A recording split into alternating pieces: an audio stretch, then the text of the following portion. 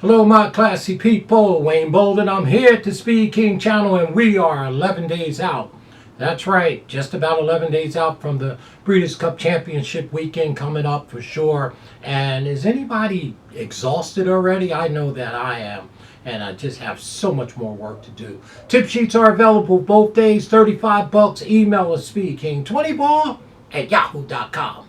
Well, I do want to give a shout out to Keith T, right? I guess he's a new member. Maybe he's been watching the videos, but heard from him today, and just want to say, hey, Keith, thanks so much for all your support, and stay classy, brother, and all that you do. And for my boy Blair K, as well. Love to give shout outs there, and always to my girl, Miss Diane B. That's my girl. Well, things starting to come into focus here for the Breeders' Cup. This Wednesday, of course, the 22nd, pre-entries are being made, and some of the horses are dropping off, and maybe a couple also eligibles are getting in. But they're really coming into focus for me, for sure. I wanted to do a sneak peek, take a look at the probable contenders for the second richest race of the entire Breeders' Cup 2 days, and that is the Breeders' Cup Turf, which is race number 8 on the card on Saturday, the race right before the Classic. So there you go again. You could, start some doubles there.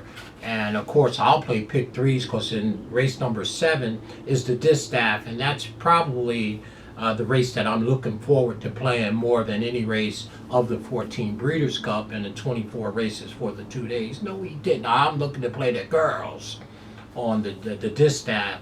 I have a very strong opinion in there, but we'll deal with that when we get to it. But today we want to take a look at the Breeders' Cup Turf for $5 million. It's the second richest race of all the Breeders' Cup races, Friday and Saturday included. The only race richer, obviously, is the Classic at $7 million. And this race is 12 furlongs on the turf, and here come the Europeans. Obviously, I'm decked out in my Godolphin blue and my cup and everything, and they're loaded for bear.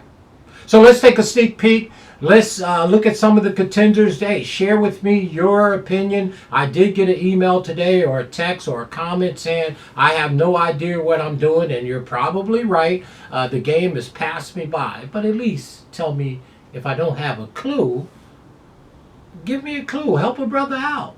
But they never give you any substance, just a blank statement. Like, who do you like, who you don't like? And that was in regards to my throwout of the 3-year-olds and the 7 horses I dismissed in the Classic, right? Probably journalism or bias is probably a fan of that horse. And no disrespect to them.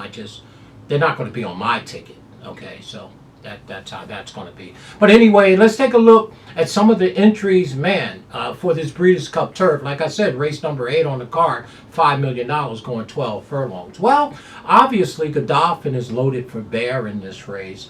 They have the old man who's in my fantasy club over at Godolphin, of course. Heard from them today, and that's the old Rebel Romance. Well, Rebel Romance by Dawabi on the back end by the Great Street Cry, right? Hey, Frankie, looked like Frankie Dettori is going to be getting the leg up on this one, and that's that man, Mama Charles Appleby, owned and bred, of course, by Godolphin. 5 wins from 7 starts, 7 years old, 20 wins from 29 starts, 2/3 for over $14 million. Well, hey, listen, it's almost time to put Rebel's Romance away. He's done his thing, and how could you not root for a 7-year-old like John Henry, right? Like, we don't get to see our champions run like this. Usually they're in a breeding shed at 4, right? Because they don't breed them to race them anymore. They race them to breed them.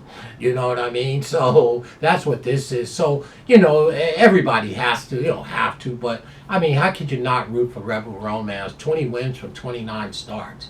I mean, it would be historic if somebody goes 29 starts these days. But, the old man may have lost a step or two, but always run the same speed figure, always run the same number, and it's always down in there. One thing about them, it's either all or nothing at all. 29 starts, 20 wins. No seconds in 29 starts and 2/3. So we'll be rooting for him. Of course, he'll be on my ticket. And listen, this race is right before the Classic. This wouldn't surprise me because Godolphin has 3 in this turf race that Godolphin win both of the richest races on the card or over the 2 days. No, he didn't. I just said it's very possible. Because obviously here we're talking about Rebel Romance, of course, and they have that other horse in here, El Cordorbis, right, who is just fantastic.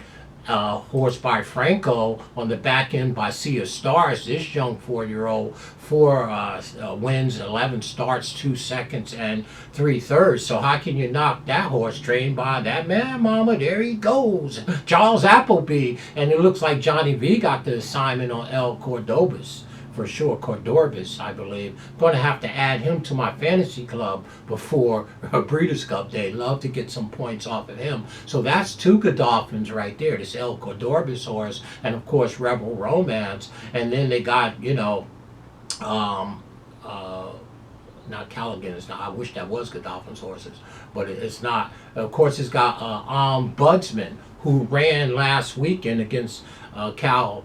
That. What's the name of that horse? Calandis, right? Ran against that horse and ran second to him. Now that's a quick turnaround from last week if they're going to end up running Odds Budsman in this race. Again, this one is trained by Thaddy Gosden and owned again by Godolphin for sure. 6 wins from 9 starts in 3 seconds. So Godolphin is sitting beautiful in the race right before the Classic, y'all.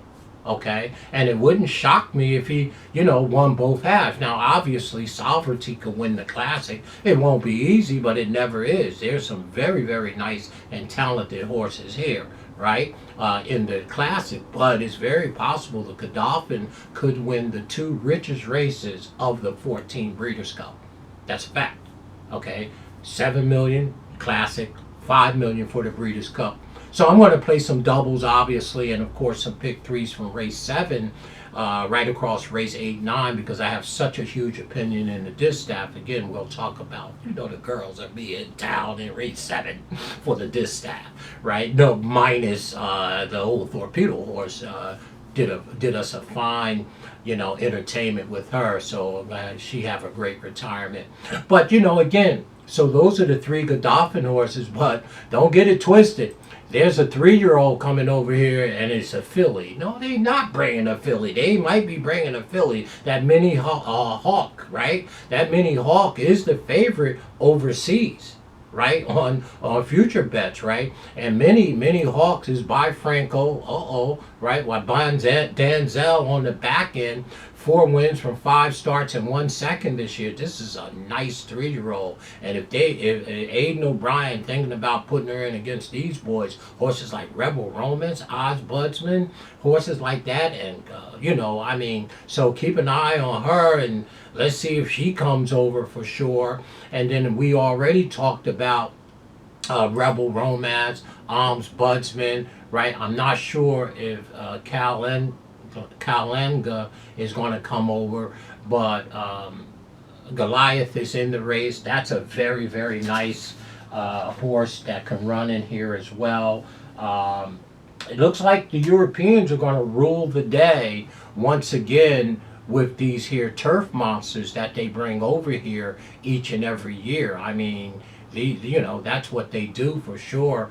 Goliath had 2 wins from 5 starts this year, 8 from 16, 50% for sure. Another highly regarded turfster in the Breeders' Cup turf. But I'm probably not sure what I'm going to do into the post and the you know, draw. But I think I'm going to really probably side with Godolphin and probably end up using quite a few because of my opinion that I have or will have if my horse gets in the distaff, and I think that she will.